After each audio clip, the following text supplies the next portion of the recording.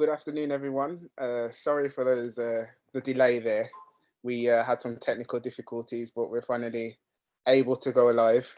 So welcome to the second in our neighborhood series of On the Settee. We hope you're safe and well in these times. I'm Daniel. I'm taking the conversation this week. You're probably used to seeing my colleague Danny, aka Zaz, come online, but this week we're kind of switching it up between the team members and bringing the Settee to life a bit by or bringing ourselves to this amazing platform. So I just want to extend a warm welcome to you, not only to the Settee but also to the front room, which is like the beginnings of our new neighborhood platform that we are working on in the Ladywood area of Birmingham. And currently we are hosting a lot of conversations online. We've been working in this manner since obviously the lockdown, and lockdown's kind of easing up now, but we are just creating this space where people can come together and have conversations just like we would in real life. The Settee is a place where you can kind of take a load off and have chill conversations with people, just like your daily catch up really. And so this afternoon, I'm happy to welcome a good friend of mine, Samuel, to the Settee today. And we are inviting everyone to join this conversation as well, like by adding conversation in the chat, ask your questions, riff off the conversation that me and Sam will be having, and we'll take it from there really. So yeah, feel free to drop your questions in the chat. And I just want to just share a little bit about Sam now. So Sam, I met Sam about 2017 actually, and he's been a real person of wisdom in my life actually, probably more than he knows. We have had lots of conversations of anything from like design to permaculture to like what it really means to work in neighborhoods. And so I'm really honored to be able to host this conversation today. And we'll be getting to know a bit more about Sam's beliefs and values, why he does what he does. He's based in the Ladywood area where we are working, and he's been there for a good few years now in the Summerfield area. But he's also co-founder and director of a co-op, a community co-op called Eat, Make, Play. And that is all about building the capacity of the local community through like ideas such as the circular economy, but generally about enabling learning, sharing through food, making stuff and playing together. And he also works for a Christian collective called Companions for Hope, which is all about cultivating abundant community from the ground up. And it's all about like this idea of being neighbors on purpose. So I feel there's a lot we can learn and a lot of wisdom we can draw from this conversation today. And just to give a little bit of background about me as well, because I didn't really say much. I'm the design director in Civic Square, and a lot of my work is involved in thinking about how we involve people in the process of designing the vision that we're building around Civic Square. And I also do a lot of the graphic design, the visuals that you see in terms of our communications as well. So yeah, this time I'm just going to invite Sam onto the screen so we can get going with this chat. So Sam, do you want to turn your camera on and we can? Right. Hey, how are you? How you doing? Good to see you, man. As always. Yeah. Sorry about the delay and everything, but we're here now, and we're going to get into it. So yeah, I've given a little bit of a picture of you as a person. That's Sam on paper, yeah.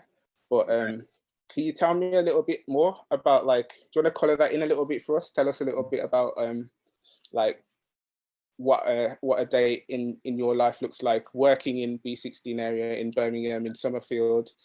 What does it look like for you? We're kind of, I'm taking a little ethos from you, like starting in the middle, because there's stuff that's happened before and there's stuff that's going to happen, but we're coming in now. What does a day a week look like for your work? A great question. And yeah, take today, which in many ways was both ordinary and exactly what I want to be up to. But we've, through Eat Make Play and that network that we've connected with Eat Make Play, we have a plot, a grow site on the field by Edgbaston Reservoir. So that's been coming on, and today was just caring for that plot, really. So that involved harvesting water from Edgbaston Reservoir, filling up the water butts with the lovely, there's a guy we've connected with named Ray. We call him Ladywood Ray because there's also a Ray that lives around the corner. But Ladywood Ray and I were on water duty today. And also we have a partnership with Real Junk Food Project, where we work really closely with them. And their whole remit is about feeding bellies, not bends. There's so much surplus food floating around that we can't keep it all in the human chain. And so we compost it at the end. So we were turning the compost piles after we did the water. So I think it's those, in many ways, those are kind of mundane, everyday things, but they're also things that, we could come back to if you want to, about a way of being in a place, right? Of not wasting anything, of always trying to reincorporate the things that are around you. So that's, I guess, the principle that we were enacting. But that's a typical day. A lot of the time, about half my time is in Ladywood as a co-director of Eat Make Play. We are preparing to open a share library and a share space in the community on St. Vincent Street. And Daniel, I think you know that story, but just to share with the audience, we shop fitted from January until March. And this is in partnership with the Active Wellbeing Society, or TAWS, but to open this share library and to have a space where people share their skills. And we were ready to go for opening on March 16th, the very day that the special measures came in that led to lockdown. So I just got to get in a plug there. Watch that space because it's going to come back to life pretty soon. Yeah, definitely. It's really exciting. And just like at that moment, there was plenty, like I say plenty, but there was a good few people ready to open a really interesting spaces in their neighborhood. And then we just have this crazy like special business like thing that we've never seen before. So how did it kind of like impact the work, or how has things sort of shifted with opening that space, and obviously on the field as well with the farm? Like, Sure. what's it looked like for you? And I know, I'm aware Civic Square you were poised to open to that. And I think for us, it's a high street shop. So there's a lot of footfall, and it is an indoor space, that shop. So I think flashing back to mid-March, there was a couple of weeks where we were really finding our way, like a lot of people, just trying to get our head around how to be, how to risk assess and how to, have appropriate sense of what's possible. Yeah. And to cut the last 3 months short, a big part of our work was we threw some of our capacity and into the emergency food response. So that was literally like moving food, connecting that to people. There was an interesting link with a farmer on the edge of Birmingham who knew what we were doing.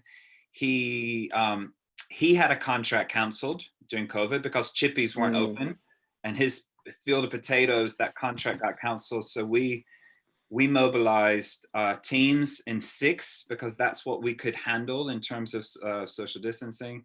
And we moved the potatoes from the field, processed them, got them, into that was called the potato pipeline, got them to people that needed it. So I think, and that was a phase. That was really about trying to be adaptive and respond. Yeah. And then I think what's happened on the field is something that I would say was both a response to COVID, but it's also the seed of something that we would have done anyway, right? Yeah. Which is connect people around, to have a space to share the skills around growing and learning. Because I think one thing I would certainly identify with, I often say in terms of growing, I was in my early 30s before I really kind of got infected and got I had the coin drop moment. That's like me. I'm in my early 30s and I've only just started. That's it, right? Wow. But yeah, and it's never too late, right? Yeah. And but I think one thing that, and I hear people that are really when I look like at my friend Claudio in Brazil, who's 10 years older than me, but he seems like he's got 3 lifetimes more wisdom and skill than me, and he's always saying to me, Sam, we've so many of these skills, we didn't grow up, growing and this kind of, so we're recovering them. And that the way forward is not to expect one person to have all the skills. It's it is, and it is that village concept, or that sense of strength in numbers. So I think that's what the field has manifest and made visible, is the skill, the passion, the appetite, the desire in the community to connect around soil, to connect around growing, to kind of reclaim that agency of I grew this. And one of the big success stories of that, not success story, one of the good news stories, it is success, but it was a total gift. Was at the beginning of that process, right? When we were on the field, initially it was a much more modest proposal. Is we heard neighbors and friends scattered around, including you, saying, we'd like to get back to growing, don't have access to a polytunnel. So we created this plant pipeline. It's really about moving plants.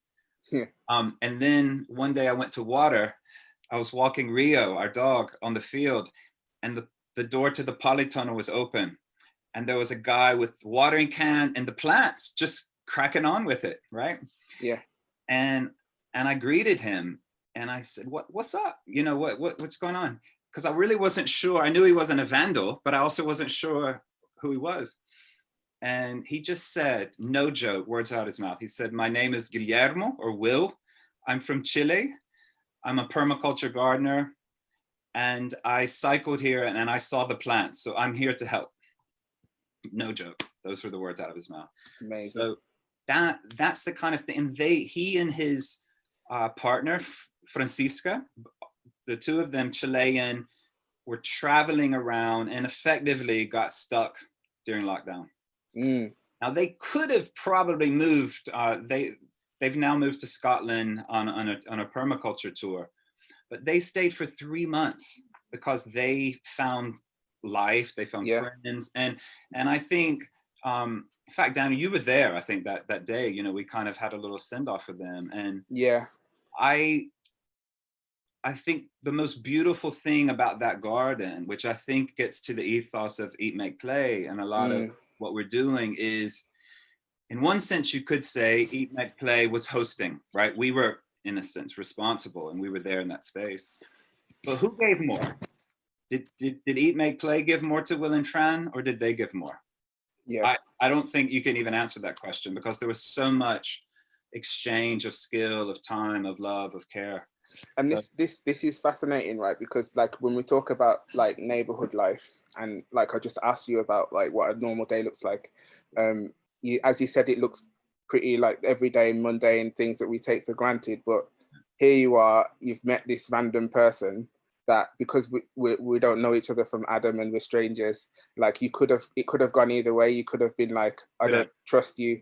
I could have said something else, and it led to this beautiful like exchange of where they've sewed into what you're doing and you've sewed into them, and they're going to take that to where they're going. And like I just wonder about like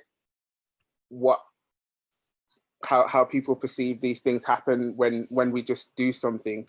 Like I've seen it in my own neighborhood, like just doing something, and then the curiosity that is evoked in people, and how we respond to that is where life starts to grow, it feels.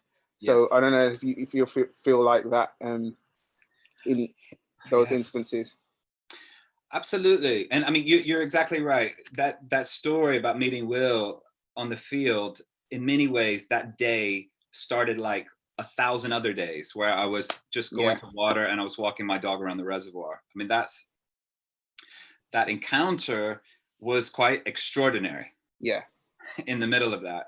And even in that, I mean, to full disclosure, I did feel my body, like my chest got a bit tight. I thought, who is this in the polytunnel? I mean, that was my kind of reptilian reaction, if you will, to someone's on this space and we're supposed to be, responsible for this space.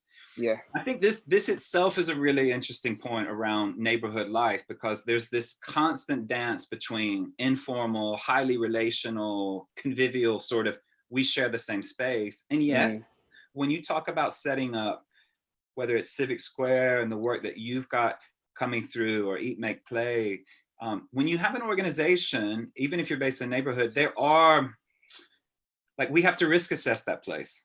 Do you know? I mean, we have to risk assess it. We can't just, my natural tendency would be to shout from the rooftops, hey, Reservoir, B16, come to the garden.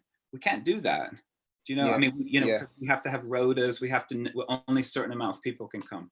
So it's just to say that I think that's an interesting dynamic in neighborhoods, that it's not like, for example, public sector space. I think, like if you're in a council or in a big charity, like I think the air you breathe is protocol, policy, and people can still have human relationships in that. Yeah. I'm not denying that. And, but I think the neighborhood, the real gift of trying to do things at a neighborhood level is there's so much energy that's informal, relational, and that you can't control. Like, that, like, Will just being there, right? Yeah. And I would just add one other thing, Daniel, because you said you're also interested kind of in the values and the convictions that drive this. I mean, I do think in the Christian tradition, there's this interesting narrative that I think is also a principle that applies to be lived out in neighborhoods, where Jesus sends out his followers. And he says, he's sending out, basically to share in his ministry, to announce the kingdom of God, this kind of thing. But the point is that he says, when you arrive to a house, say, peace be with you. And if your peace rests on that house, stay. Yeah. And what I think, the way I understand that is, going back to the story with Will, if he had been contentious, if he had been threatening or aggressive, that's an example of your peace not resting with someone. You can kind of detect, is this a person of peace or not? Yeah. That's the person of peace. And I think, honestly, that text was kind of going through my head is, I want to discover this person who's there that I don't know. Yeah. Are they of peace or not? And clearly he was. He and Fran, just incarnate people of peace. So I just think maybe that's something that I'm also noticing at the neighborhood level, when you're in these flows of relationships that aren't always attached to job descriptions or roles, they're just because you share the same space, that finding people of peace that receive you, that share what they have, those are doors that you have to walk through. Yeah, and what you said there, it reminds me of, like, in my kind of my family, I guess, heritage, like my elders, my grandparents would say things like, my spirit don't take to them, which means that, like, in Caribbean, like, if my spirit doesn't take them, it's like a discernment that you have to kind of have. Then, so there's something about what you're saying there that really resonated with that kind of saying. Like you kind of, you open up yourself to discerning and believe that the person has the best intentions, but then until they kind of show you otherwise, do a little thing, I don't know. That's important to kind of hold. So yeah, for sure, man. Interesting. So on your kind of journey to being in Summerfield now in B16, like, how did you kind of get there? And you obviously got American accent, right? So you're here in Birmingham, not born and raised. Yeah, not born and raised. We took I guess you could say, the road less traveled to Gillett Road. And we do live on Gillett Road. That's our neighborhood. And the more I talk to people from Birmingham, I feel like if you're not from Birmingham, everyone should live on Gillett Road at least once, because I talk to all these people, right? That I used to live on Gillett Road. And that's where we've landed. And so I would say it like this, Daniel. Of course, I'm not from here. I'm not Brumming, I'm from the States, but this has become a third home. And, you know, first home would be my place of origin. So I grew up in North Carolina, East Coast in the States. And I met my wife, Rosalie, she's Brazilian American. So we met in North Carolina, but she was born and raised in Sao Paulo, Brazil. And then we met in grad school studying theology. And so on the timeline, this would have been 2003, we moved to Brazil. And because we wanted to raise our family biculturally and bilingually. And also felt God was calling, you know, I think just that desire to share life and to share both cultures, both languages, that drew us to Brazil. So 2003, 2010, we were in Brazil. That was an important chapter. And then 2010, I mean, the short answer, why did we come to Birmingham? Which I get that question a lot. People say, you lived in Brazil and you had 200 days of sunshine a year. Why did you come to Birmingham? And it wasn't for the sunshine, right? It was to study. So I came to do a PhD in theology at University of Birmingham. And in fact, I remember the first few times I would say I'm a student at the University of Birmingham, and they're like, no, that's in Alabama. You're at Birmingham. It's totally different. Yeah, you better get that right. Yeah, it only took me twice to get that one wrong. So yeah, we you know, studied, did the PhD, that finished up sort of 2014, 2015. And then we had been in student housing. And yeah, I mean, I think just every sort of parental fiber and instinct was to put down roots in a place, because our kids had lived in 3 continents, 3 cultures. And so they really are, I guess you'd say, like third culture kids. You know, they're not British. But, you know, you've got American, Brazilian, and yet they're totally adapted to this context. So those are our three homes. And I think this is it's a paradox, because it took me living on 3 continents to discover why place matters so much. You know, how you can't get away from the fact that you're always from a place. You always live in a place. And so interestingly, it was on this sort of third continent that the timing maybe of having teenage kids and knowing they really need a home base, but also the experiences that I'd had previously, it was, you know, get stuck in, I think would be the like colloquial way to put it. Get stuck in. That's really interesting, because also there's so many of us who have like lived in a place and never really moved anywhere else, but still don't feel of that place, or for various reasons. And like so then what does it take to put down those roots and feel like that's your place? And it's a question that I think a lot of people ask, and from someone who's lived in other places. I guess that's a question that's like ongoing with a lot of people, and how we create that for people or with people, you know. Yeah, I get that. And you know, I think there's different ways of inhabiting place. I mean, and also different ways of getting stuck in. You know, I think I saw Anne Gallagher commenting there, and I mean, I often talk about Anne is when we moved to B16, how she introduced me to so many people, and she's lived, you know, for multiple decades in this place. Taught school in this place. So her knowledge of this place, I'll never catch up with Anne's knowledge of B16. You know what I'm saying? Yeah. But I think there is something about being an outsider insider, I think, and you know, where I would see her very much as an insider to B16. And I think you can commit to being in a place, to making yourself available, of wanting to learn the ways of a place, to a point that you cross a threshold where it's not about going native and saying, oh, I'm Brummie. No. In the same way that there would never be a time, even after I learned Brazilian Portuguese, where it's like, oh, he's Brazilian. No, never. It would never happen. They would always detect the accent and the and but at the same time, you're not just a foreigner. Yeah. Right? Yeah. And I think that's a beautiful space to be in. It's when you know that you belong and yet you're different. And you don't try to just be like, you know, it's not about assimilating to a point where you pass and, you know, oh, he's Brummy.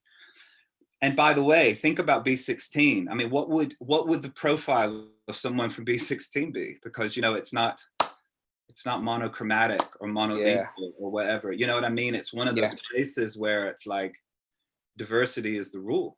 Yeah. So I think committing to a place and also being aware that you're not from a place, I guess there's another paradox there. Yeah. Being comfortable being an outsider insider, not just staying outside, you know, recognizing this is where you have a life, this is where you have a home, but also knowing that you're not from there, that's a good place to be. Yeah, I think so. And there's things that you can draw upon that like actually are not of that place, then enrich that place that you're in, like when you're not just of that one place. Yeah. Yeah. Cool. So so yeah, you've just talked about your journey a bit, and like obviously now recently you've written this book called Faith Seeking Conviviality. And I think at the time that word conviviality sort of entered my lexicon around the time I met you, interestingly. And it was some stuff that was going on in the social innovation world around spaces of conviviality. And so I just wanted, like, can you tell us, like, in your word, like what that means, and in the context of your book as well, what is conviviality and what we mean by this? Sure. So I'll say a little bit about the word and then about how I landed on it. But I mean, the word, we have it in English, and I mean, it's just etymologically or just from the Latin, it means life together, like conviver, life together. I think it's a word in English, the way we tend to use it, we tend to use it more about like, you know, if we say a person is convivial, they're sociable, they're amiable. And that's true. Certainly in Portuguese and other Latin-based languages, it's much stronger. It's so the noun convivium means banquet or feast. So it's really that quality of life, like think table, think like a meal where your family or extended family's there, you're with good mates, and like you've worked hard to prepare it. So it doesn't exclude hard work.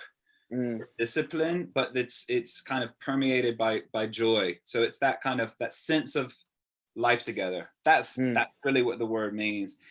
I think for me, going back to Brazil, the journey that I just described about landing in B16, about the outsider insider, I would say that trope or that pattern was already in Brazil. Yeah. You know, and it's difficult to, it's not that it's difficult to say concisely, but it's a difficult story because it's a painful story. But I think part of what it meant to be a U.S. male white American going to Brazil, and that's sort of the dominant profile of the U.S. missionary. Yeah. And that history of colonialism, of literally, you know, without judging intentions and heart, but I think with the best of intentions, a lot of people kind of exporting a certain model of church, a certain way of life, a certain way of expectations, and imposing that in Brazil. Yeah. And becoming aware of how destructive that was of people and place, of identity. Yeah. And yet also to see how Brazil, this is where it was even more complex, Daniel, is, as my friend Claudio say, a lot of Brazilians copied that. Yeah. It's not just that they resisted it and said, we don't want it. That happened too. But it's like they copied the model of the mega church, the big church, the resource, this kind of thing. So to be in Brazil as an American and be in a church context, wanting to be present there, and to belong, and yet knowing that there's this complex history, and on the ground that meant like institutional forms of church that are not very convivial spaces. They're more like, it's very highly professionalized. You know, the pastor, the leader is like this professional, and churches as places, I guess I would say like the dominant paradigm that I experienced in Brazil of church was you're a consumer. You go and you go to a service and you get a product, whether that's a sermon or music or whatever, but it's a very passive interaction. So, Yeah. And that was, I didn't have the language for it, but I just knew it was off. Yeah. Right. I knew it wasn't everything I wanted. And then reading this guy, Ivan Illich, that I ended up doing my PhD on, he made this distinction between industrial mode of production and convivial mode of production. And I was starting to see, wow, this is deep. He's not just talking about manufacturing, but like, if you think about church as an institution, we've kind of bought hook, line, and sinker this idea of the church as a kind of a factory that produces certain kinds of behavior, people, products, but it leaves people passive, and it's not very convivial. It doesn't create interdependence, like the neighborhood ecology we were talking about. It creates a kind of either dependence on the institution, or it just alienates people. Right. So anyway, faith seeking conviviality was just like a shorthand idea for, if conviviality is about life together. And if Jesus, if you want to kind of give it a hook in theology, Jesus said, I came to give life, and abundant life to the full. That if it's about receiving and sharing life, then this model of church and experience of being Christian to me is not life-giving. It's a kind of distortion of that. And yet, outside of church and on the edges of churches, I was experiencing what Illich called conviviality, this sort of interdependence, life-giving, what I described around the garden. So it was really my way of, I think, trying to name both what was corrupted or distorted about a certain pattern in history, colonial history, but also, even given that history, these kind of seeds of hope that it could be otherwise. And so this for me was quite transformational for actually just considering this idea, because I think at the time I was also looking at like this idea that what we believe about God, or like ultimate reality, really shapes our everyday behavior, or what we believe about, like on a sort of meta level. And we can see the traces of that colonial mindset, not just in the church and like Western Christianity models, but also in the way we organize to work and we organize our families and things like this. And like you have like these ideas of who's in and who's out, and how we treat people, the us versus them. As you put it, sort of the discarded and the things that are kept sacred, those kind of oppositions. And I read an article that you shared, and I think we'll share it in the link chat, but you talked about like this idea of seeing things as a sort of a technical problem to be solved, rather than as a relational possibility to be shared. And that kind of shift, I feel like, is the kind of shift that I went on. And I just wondered about, like, you started off like saying that this was a difficult process for you of deconstruction, and like really linked to your own identity as a white male going into Brazil and stuff. But how did you kind of navigate some of those things, and what did it sort of take, and where are you at now with all of that? Right.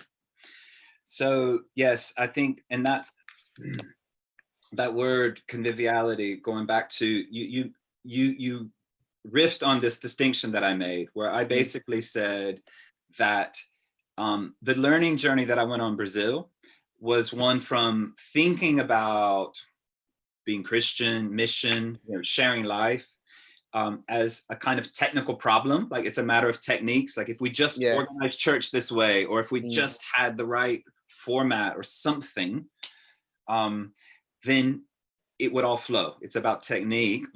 Like, that's one imagination. And I would also add to that, it's not just the format, it's the power to impose that. That's the other thing about technique. It's not just, I think it's about power too. But then the convivial alternative is that it's it's the relational possibility that we're invited to. It's not never a matter of technique. Going back to the story with Will, there's no technique for that happening. It's about being surprised and then responding in a certain way, tending a relationship. But you asked me what it took. I would say good friends would be the shortest. Good friends. Wow. And the guy I wrote my PhD, Ivan Illich, he was in an interview towards the end of his life.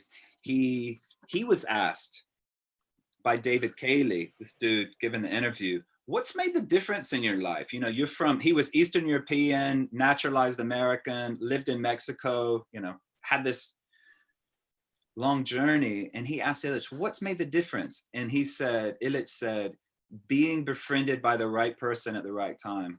And I've really kind of made that my own. I mean, I think that makes sense of my journey. You've heard me talk about Claudio, who I describe him as my older brother. He's 10 years older than me, Brazilian. I mean, he is in one sense kind of my best Brazilian friend, but his relationship with me is very much older brother. And I remember meeting him in 2007. I'd been in Brazil for 3 or 4 years. I could speak Portuguese. I was fluent. I was highly adapted in many ways, you know, and was even teaching theology at a seminary. Rose and I went to teach, and yet was a bit stuck, you know, again, in this narrative that I was trying to get my head around colonial legacy. And it just felt like everyone in America and Brazil was just looking for, Claudio calls it the last Coke in the desert. It's like, you're not just thirsty, you want the perfect drink, the last Coke, you know, the perfect recipe. And I just felt like everywhere I went, every Christian conference or conversation was like this new model, this new technique, this new thing. Anyway, I was with this guy, and what it took was just being around him and seeing the simplicity, I think, and him living out his convictions in a really profound way. So you heard me tell the story about being on his balcony at the time. He actually lived, he didn't even have a garden on the ground floor, but he had a vertical garden and a balcony. And he was composting his food discards with a wormery, right? And this was around 2007. And I remember just immediately that sense of, intuitively, I knew this was life-giving. I was witnessing something that was, you know, him, the way he treated things, the way he cared for creation, the way he was caring for his plants. And he said, we've got a massive, if you think at the macro level, massive waste management problem in Curitiba. But there is no technical solution, going back to technique. There is no one-off industrial solution. Put all your waste in this pipeline and it will create pollution somewhere else, right? And it's very expensive. And meanwhile, people are giving away this biomass and sending it, you know, to somewhere else. And so he said, what my grandparents did was they composted it, right? And I'm just trying to recover that sense of this, you know, that this is how we make soil. And I remember, you know, saying to him, man, this is really inspiring. And you know, I have a balcony, I'll do it, or something, kind of almost immediately saying, I'll do it. And he goes, you can, but I have to warn you, it's very subversive if you do this in your house. And I said, what do you mean? It's a wormery. And he said, and I remember he holds up this banana peel and he said, Sam, if you care for this, no, he actually said it this way. He said, in the beginning, God created and said, it's good, in the creation narrative. If God created this banana peel and said it's good, who gave us the right to treat it like rubbish? We pause, right? Because there's no answer to that question. And I just knew, even though I'd studied theology for 6 years and I'd read about creation, if you had asked me, Daniel, Sam, how do you actively care for creation? I couldn't have told you. And anyway, so that, going back, what did it take? I would say at one level, it gets back to something really mundane and simple. You just start. You careful, that one wormery that I did in Brazil, all the mistakes I made, then discovering how to do it, then meeting neighbors. Do you know what I mean? But I think it's like, it really is that simple. I would say that seed of friendship of saying, here's something that I've found that's life-giving. Yeah. Try it. Wow. Yeah. And even just like what to answer, to just respond to what you said earlier about like having the right friends at the right time helped you navigate that deconstruction. Like for me, I really resonate with that as well. And I have this thing with this current situation where everyone's kind of, there's a culture war going on between people, like there's the Black Lives Matter movement and stuff, and then there's this rhetoric around allies and stuff like that. And I don't really take to this idea of needing allies. I actually want friends. Wow. Because allies are like is what you need in a war, but a friend is like something closer than that. And it's something that I've been thinking about recently, just along those veins. But then also it links to the next thing that I wanted to talk about, which is like you talk about this idea of kind of caring for creation, caring for our common home, caring for the earth. And when I first met you, it was all about like gardening and ecology as a way to talk about people and their place, and learn lessons of how we do that or how we respond to that. And this might link into the question that David's asked a little bit about permaculture and what the spiritual, if there's any spiritual sort of principles related to that. But you also introduced me to this idea of thinking about composting and finding value in the discarded, finding treasure in the discarded, and thinking about who and what is being discarded, not only in terms of things, but people in society. So do you want to talk a little bit about that? And like, because you kind of touched on it, and I think it well. So I'll just draw kind of hyperlink. I told you that story about being on Claudio's balcony, and that was in many ways the beginning of my compost journey, seeing him do it. And that did lead to many experiments in Brazil, and quite literally doing wormeries and composting. But I think then there was another big turning point in Birmingham. After getting somewhat competent about doing that, there was, when we lived in Winson Green for a year, which is one neighborhood over. And our little girl went to the primary school, and I had to go by H&P Birmingham every day or twice a day to get her. And I was also at that time, I was doing prison chaplaincy and prison resettlement.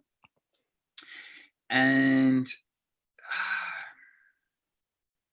I think it's I remember it happening around 2016, but on the one hand, I'm walking through this neighborhood where there's, a lot of litter, just visible litter everywhere, and junk around. There's just, in the kind of built environment. And also I'm walking by this prison where people are quite literally being discarded, kind of, thrown away from society and being released, with 46 quid and a backpack.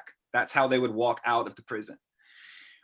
And praying about that and just trying to pay attention. And then add to that mix, Daniel, I was reading, Pope Francis wrote an encyclical, or a letter, in 2015. The English title is called On Care for Our Common Home. He's talking about the earth as our common home. But he has this line in there where he says, we live in a throwaway culture. And where people and things that no longer have economic value are thrown away. So I'm reading this and I'm walking through this particular neighborhood where it's full of people and things that are being discarded.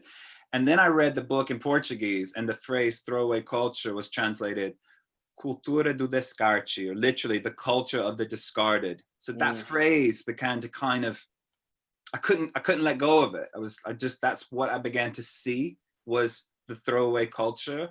So we began a garden outside the prison with, we got permission for this because it was pretty big size garden that's still there.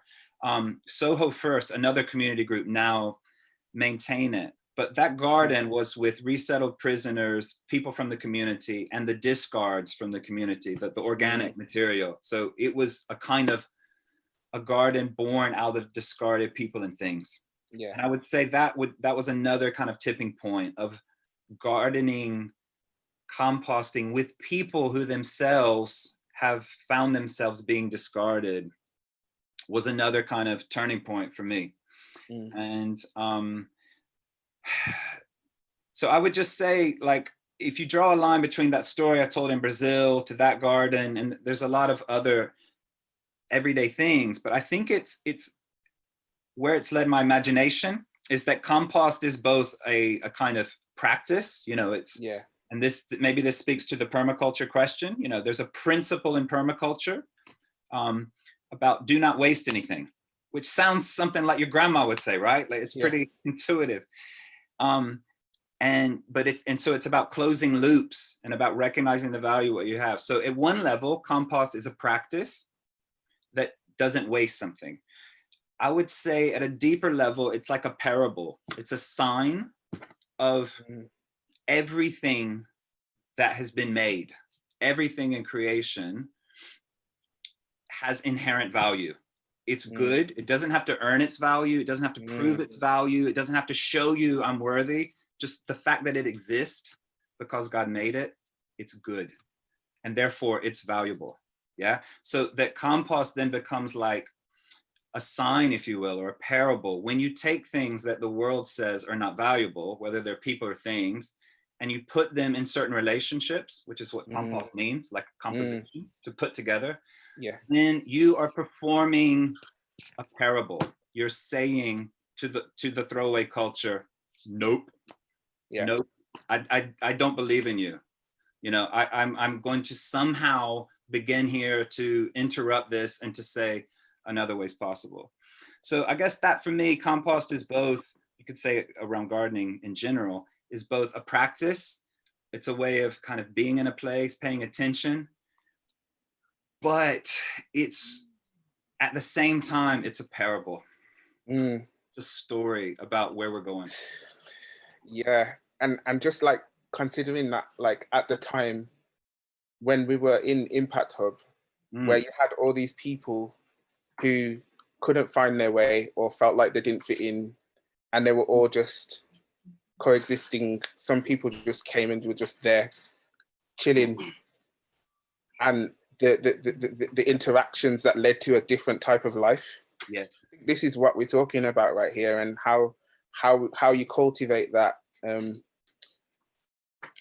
you also talked about this thing called the edge effect, like what's going on at the edge, paying attention to what's going on at the edges. How this plays out in how does this play out in how we're thinking, and when we're talking about like regeneration and new life in the place, like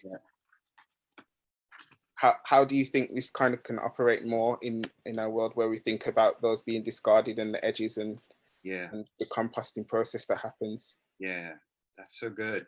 So I would just say, to frame it, because we've had this conversation about edge effect, you know, so many times. My first degree was in biology. So just to kind of set the stage, there's a biological phenomenon called the edge effect, right? Where when you have two different ecologies or in habitats, think Edgbaston Reservoir. Let's do B16. You've got water and you've got land, right? And then next time you walk around Edgbaston Reservoir, look at all the plant life that's right at the ecotone or the edge between the water and the land. You've got so many species right at the edge. You also have like amphibians, these niche species that learn to inhabit both, right? So edge effect is in biological systems, you always have the most biodiversity. You always have the most life happening at the edge, okay? So what does that mean for human ecology? And again, in permaculture, one of the principles is tend the margins, or margins, edges, they're kind of using it the same. Or maximizing edge, you know, because again, in biology, you always have the most diversity. But in human ecology, if you think about edges, now I'm making an analogy, right? So an edge it could be a language. So the fact that I was an American going to Brazil, that was an edge, right? Everyone knows I'm different. And then what if you transpose that into a neighborhood like B16 and you think about the different languages, the different cultural practices, different sense of space, and yet you're all inhabiting the same neighborhood? There's a lot of edge. So that makes sense, right? So a place like B16 is edgy. and then I think the invitation and the vocation, if you will, the calling is to tend those edges. Those edges, right? And I think tend is the perfect word, because we don't need to make them. They already exist. They already exist. Yeah. Tend is like you have agency. You have to show up to tend. You have to pay attention to tend. You have to be aware, just like when you tend a garden. And yet those edges in human ecology can be either beneficial, life-giving, transformative, or they can be violent, right? They can be conflictual. They can be not in my backyard. Why are you here? Go home. It can be that, right? Think Brexit referendum. Yeah. So, man, that's another one of those kind of metaphors that's been with me. And I know we've talked about it, is being aware. Maybe to put it in terms of a question, Daniel, is what edges are in front of me? What edges am I called to tend? And how can I transform we transform a harmful edge into a beneficial edge? Yeah. So so the problem, what we've seen is like the way we've tended the edges has been like really almost violent in many ways, like not really cultivated that space and thought about it, approaching it in a way that like lets things emerge. That's it. Yeah, it reminds me of something that Anab Jain, who did some talks at our Department of Dreams Festival.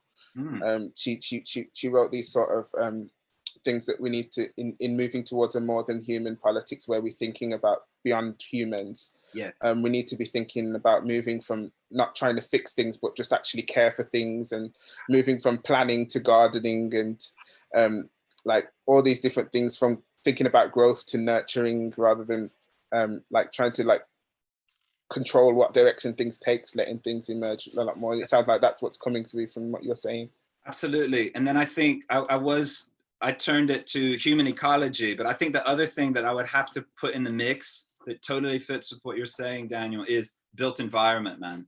Because I was just on last week, there was a video conference in the States, in Habit, and from Parish Collective, some of those guys, and they were talking about church and neighborhood. And Willie Jennings, who's one of my mentors, African-American theologian. Yeah. His big thing right now is about racial geography and the relationship between race and place. He had this line. It was almost a throwaway line where he just said, he said, planners have known for a long time how you destroy an African-American neighborhood is to put a highway through it. The redlining. The redlining. And like 8 Mile in Detroit, Eminem even talks about being on this side of 8 Mile and that side, in redlining, the districting. But he said that, and I just thought of Ladywood, and I thought of the Ring Road, and thought of Eat, Make, Play is inside the Ring Road.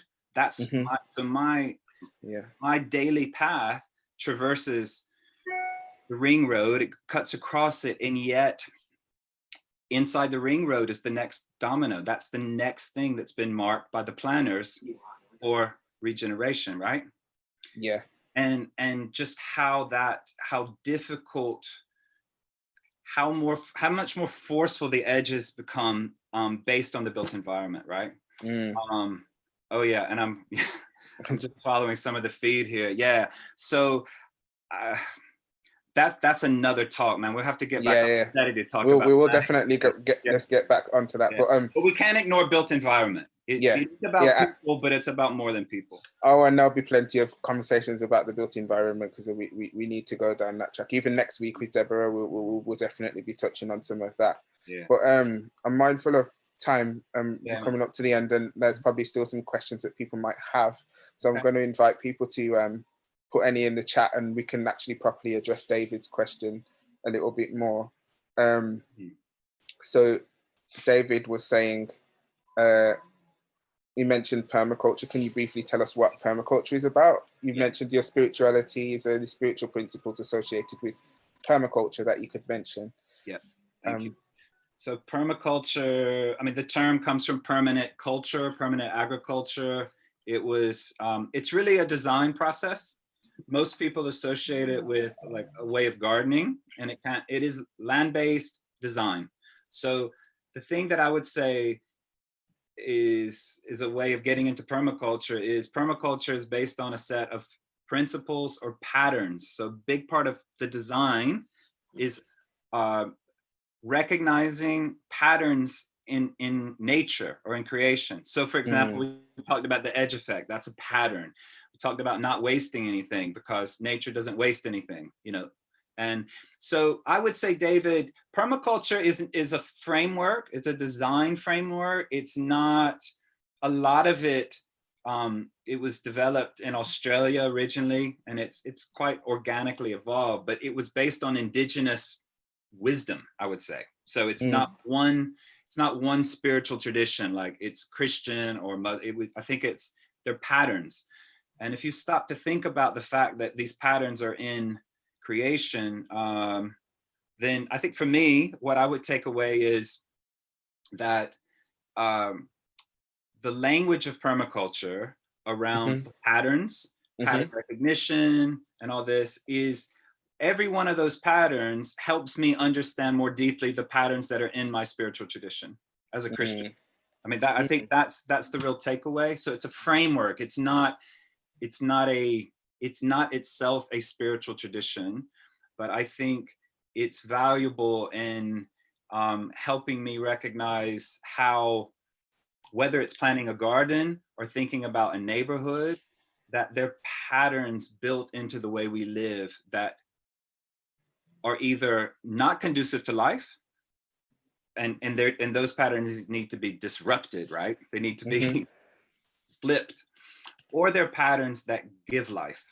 And those are the patterns that we need to enhance. Yeah. Cool. We've got another question from Imi now about how do you find being inspired by spirituality? How does this play out for you both in neighborhood life when not everyone shares your beliefs? Yeah. Thank you. It's a great question, Amy. I think, I mean, my faith inspires me to do what I do. And it's been really interesting. I mean, I would kind of summarize it. This goes back, if I can just draw a line back to one bit of story that I didn't share that goes back before Brazil. We were part of a church in Brazil that was in America, that was historically African-American. And so we were a numerical minority at this church. That was a historically Black church. I get it. And we were loved, we were received. And this is also in an area, for those of you who know the history of race relations in America, it was totally segregated. I mean, so it was legally integrationist, right? Schools were legally integrated, but it was, in terms of patterns of socialization, there were harmful edges. So I never went to church with African Americans before I was 20, right? We were at this church, and incidentally, it's the same church where Willie Jennings was, the mentor that you've heard me talk about. And when they sent us to Brazil, they prayed for us. And there's a story in John 20, and I'm telling this story because for me, this captures, like, I think sums up the way faith inspires me. But there's a story about Jesus standing before the disciples where he says, "Peace be with you." He just stands among the disciples, and then he says, "Receive the Spirit, peace be with you." But the church in Brazil, in the States said, "Sam, Rosalie, your children, the peace that you've received here, the same peace that you've received of Jesus here, we want you to share that in Brazil." That was the kind of the mission, if you will. So I would summarize it in saying, for me, the Christian life is about first receiving, and then sharing the shalom or the peace of Jesus. I mean, that if I had to give one line, that's it. So first I have to receive it, and then I want to share it. But this is challenging because I recognize that many churches that I've been a part of are not places where the peace of Jesus is palpable, where it's tangible. It can also be an institutional form that doesn't feel loving and welcoming. That's one challenge about sharing faith. But I would also say, and I've had really good, again, friends along the way. We've had some great talks about this. Companions are one group of friends that do share Christian faith, that I think seek to live out their faith. They might belong to different expressions of church, but we're inspired. So I think that I'm trying to answer this, but we're inspired by our faith. But we're Eat, Make, Play, Where I Work is not a Christian organization. It's a civic organization. And yet I still talk about the discarded. I still talk about compost, but I'm not trying to convert people in that space into my religion. So I think that's a journey. I really appreciate that question. I think I'm trying to be honest and say that I can't not be Christian. I can't not. I mean, that's not the way forward, is for Christians to delete their tradition or seeks to be less Sikh. I think the invitation and where the real beauty of relationships is to say, I can be fully this without competing with you. And I think my deepest conviction is not just a belief about Jesus in the sense of a doctrine, but it's the confidence that all things hold together in Jesus. That's a verb. All things hold together. So if all things hold together in Jesus, I don't have to impose that on you. I just try to follow this one. Yeah, and I think that I think it's a similar journey that I've had to go on personally with faith as well. And I think Imi is asking for both of us to kind of riff on this, because I think, like, for me, there was kind of like the tradition that you grow up in terms of faith. It's like it helps you find your way in this world. Like it gives you something to revert back to, or like when you're kind of like, because let's be honest, it's crazy. Like the world right now is really crazy and confusing, and you need like an anchor to revert back to. But at the end of the day, when it comes to like neighborhood life and how you relate to other people and their different faiths and stuff, it's like we're all calling by maybe different names, but it's not by different hearts. So we're kind of like looking for the same like higher power and the same faith, but we're coming from the same place, but we call it by different names. And that's the thing that I think end up people fighting over, and like thinking that you're trying to like push something on someone else when you call it by this name and you call it by that name. It's that as well. Like I think and there's a lot that we can learn by how different people navigate spirituality and their faith. So. Could I just end with I mean, for me, because I know the time's running out, but one phrase that you and I've talked about that's also something that Companions for Hope talk about a lot. This phrase, being neighbors on purpose. So just as an example, the great commandment in Christianity is love the Lord your God and love your neighbor as yourself. So loving your neighbor, that's basic, right? Now, when we moved here, and we were not just like, it wasn't just that we weren't from here, but we were newly arrived in this place. We literally, it was like a month after the Brexit referendum happened, right? So there was a lot of kind of animosity and tension or edginess around people who aren't from here, right? Anyway, we just started playing around with this idea of being neighbors on purpose as a kind of concept, being neighbors on purpose, because I found myself saying, Gillett Road, there's so much diversity on my street. And yet the fact that we live on the same street, we might be neighbors by accident. You happen to live on my street, but that doesn't make us neighbors on purpose. So in that sense, like neighboring, it's more like a verb.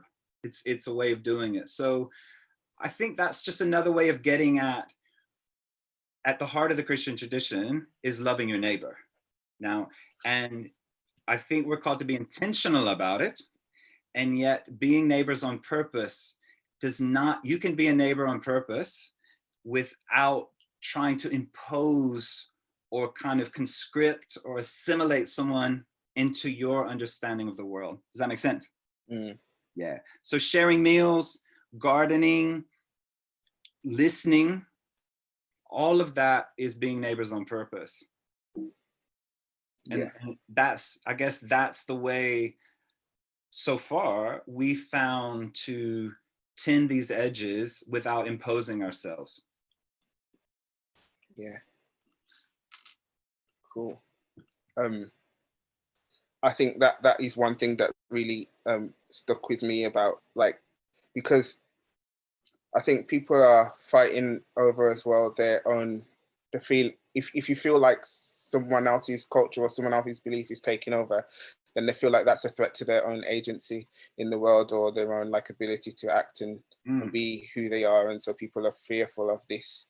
And there was something that you said about, like, when you take this kind of tending to the edges, gardening approach, it's a different type of agency that you open up around being that type of, taking that mindset and that approach. So that kind of stuck with me as well. And this idea of being neighbors on purpose, I think, yeah, as we kind of like bring this near to a close, I was wanting to kind of just stay on this thing about being neighbors on purpose a little bit longer, because obviously we as Civic Square team are thinking about neighborhood infrastructure and what that looks like in the area. And so what does it really take to be neighbors on purpose? What do we need to cultivate that kind of way of being? Yeah. It's a great question. I mean, I think again, I keep coming back to this metaphor.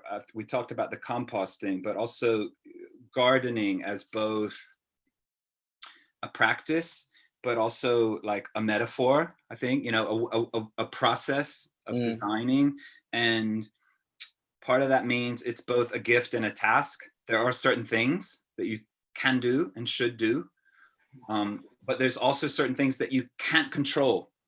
You know, I mean, you know, and you can't produce. And I would also say the being neighbors on purpose is, to stick with the gardening, I would say that being aware of when you're tending your own garden and when you're in someone else's garden. What I mean by that, like if eat make, yeah, there's some great examples of, I mean, like, okay, so example, so like if we, when we first started connecting in the neighborhood, I mean, I already gardened, but then someone else would say, oh, you garden, you know, come look at this space. Now, or Daniel, if I come to your patch in Aston, if I walk into your place, I'm not going to start telling you, oh man, I wouldn't have put that bed there, or, you know, or why did you do that? You know, if you ask me, hey, I'm really thinking about where I placed my shady plants and my winter plants, and I'm really thinking about my compost pile, okay, that's an invitation. Yeah. Right. And I think so being aware of those invitations where you're being invited to observe, that's a really important thing, versus saying your garden, yours as in someone else's, should look this way. You see the difference? Yeah. So, and I think that becomes, I think we can get better at that. Don't always get it right, but I think we can become aware of both being good gardeners, being observant, being attentive, giving attention and care, but also being invited into spaces that we don't, they're not our gardens. They might be a common garden. And then being aware of when we're being invited to act and waiting for those invitations, and, you know, and seeing those as open doors. Amazing.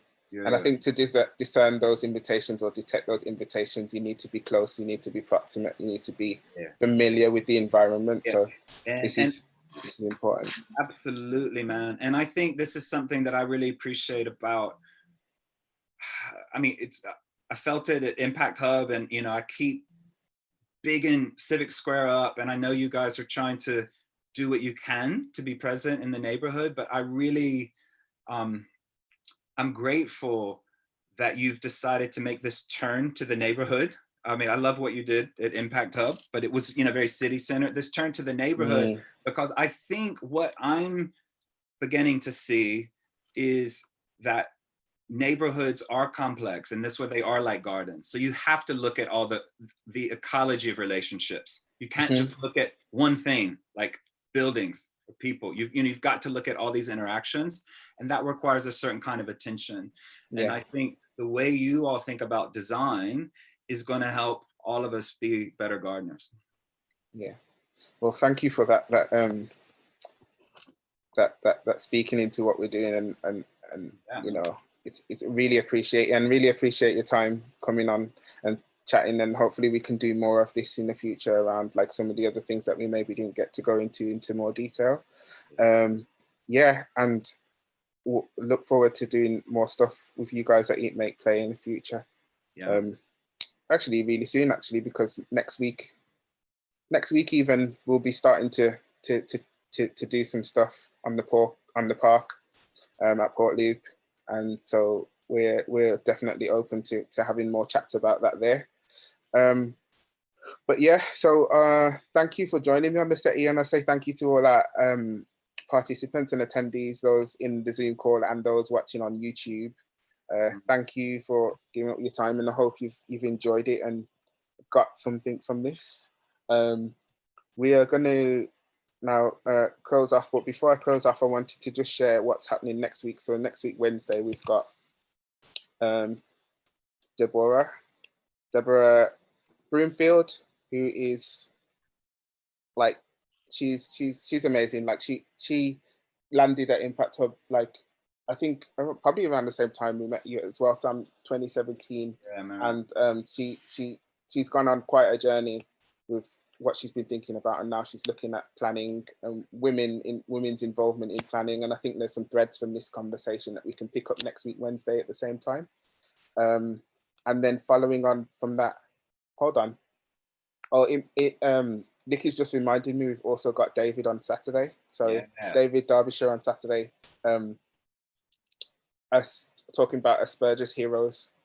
So do definitely join on that, because the neurodiversity conversation is also really important. Like how David's work is all about coaching different neurodiverse people, and life coaching and career coaching and all that sort of stuff. And we need to be mindful of those things. And I think the thing that I took away from like neurodiversity as well is just realizing that like can be kind of anyone. Like neurodiversity is a lot of different things. So I'm really looking forward to hearing that one. So that's on Saturday at 2:00. So yeah, everything's on the front room / Settee. So check that out, and we'll see you next time. But yeah, thanks again, Sam, and we'll leave it there. Thanks, bro. See ya.